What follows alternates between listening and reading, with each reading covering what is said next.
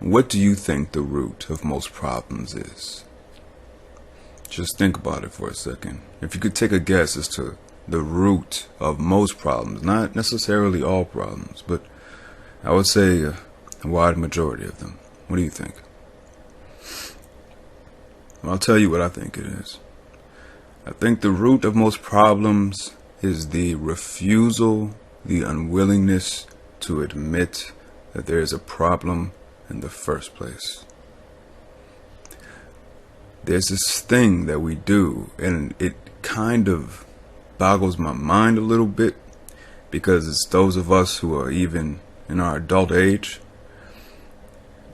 We do this thing where we can't admit we're wrong. We're fearful of admitting we're wrong, because if we are to do so, if we're to even humor that idea, that must mean we lose. That must mean that we, in our entirety, we're being painted with broad strokes of the inferior brush. We must not lose. And I can't act like there's not a justification for this fear, because I observe how people are, and I remember how I was in my early 20s. When me and my brother used to fight, we would have, he would tell you, we'd have like inside battles. We would see through each other and call each other out on it.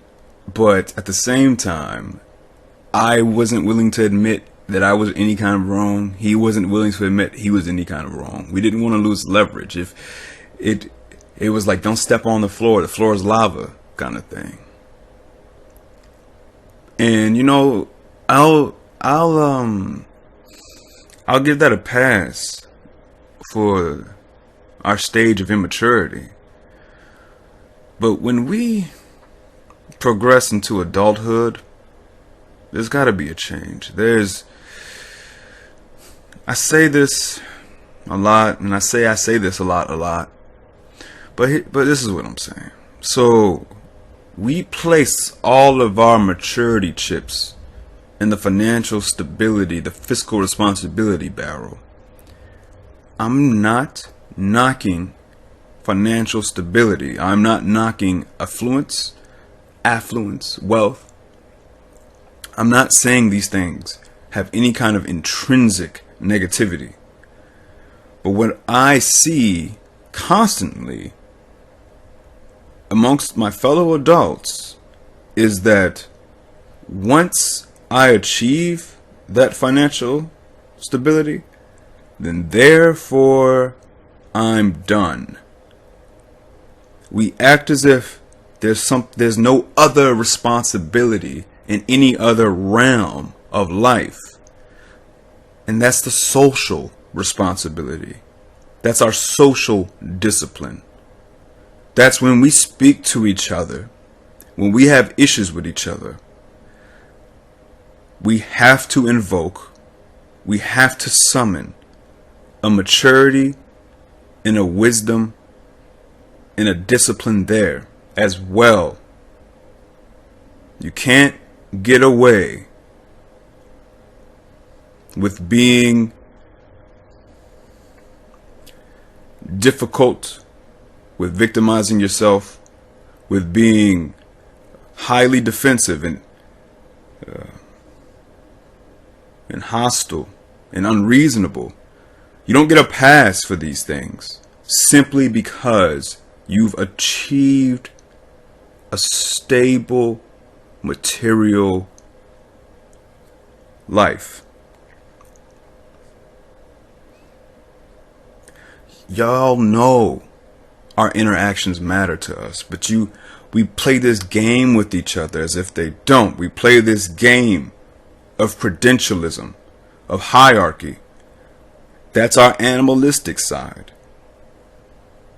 And as I say all the time, the point to me, what makes the human being so beautiful is that we can transcend our more primitive leaning. I'm not saying that we should extinguish our primitive instincts at every turn, in every respect. When it comes to sex, I am the thriller in Manila. When it comes to sex, be as animalistic as you want to be. Go for it. When it comes to organized violence, check it out. We're in that Coliseum looking at those mixed martial artists go at it. Looking at those boxers. Looking at the sporting events. There's something that speaks to our mind of the competition of it all. Fine. Good. Cool. At least have it be controlled. At least have there be rules and guidelines. At least have it be relatively safe. You know what I'm saying?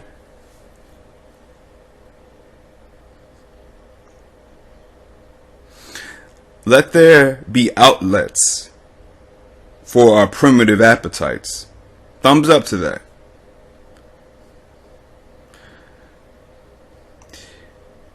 To me, where maturity is most needed and where I see it being most neglected is when it's time to have serious discussions. That, to me, determines somebody's maturity. Again, I'm not persecuting financial success, financial stability. What I'm saying is that there's other aspects to life that also need that kind of attention, however difficult it might be. And we know damn well we care about that. It's just we've all accepted this game, these rules. This, I just need to win, like me and my brother used to do. We were both playing that game. I'll tell you about yourself, you tell me about myself, but neither of us are going to admit anything. We're not going to admit any wrongdoing on our part. We're not going to admit that this is dysfunctional, that this is not sustainable, that this is volatile, that this is not going to lead to any kind of long-term harmony. And that this is stressing us out. That shit used to stress me the fuck out. But I would indulge it anyway. Because I ain't losing. That's immaturity. That is immaturity though. Fine. Let's graduate from being immature in that respect. Let's evolve from being immature in that respect. Don't tell me shit about how dissatisfied you are with any interactions you have with anybody if you are not dedicated to being some kind of conversationally disciplined, conversationally mature. And on top of that, if you are also not willing to see that the first step in damn near any problem is admitting that there is a problem and acknowledging that just because you might be lacking in this regard, that regard, just because you might have fucked up in this way or that way, it doesn't mean that you in your entirety, that you're a bad person, that all the good things that you have done are therefore null and void. Let that be the case if all of a sudden you just committed genocide or something. Yeah, I don't give a fuck how kind you were. You committed genocide, fuck you, man. But it don't be that serious. It don't be that serious.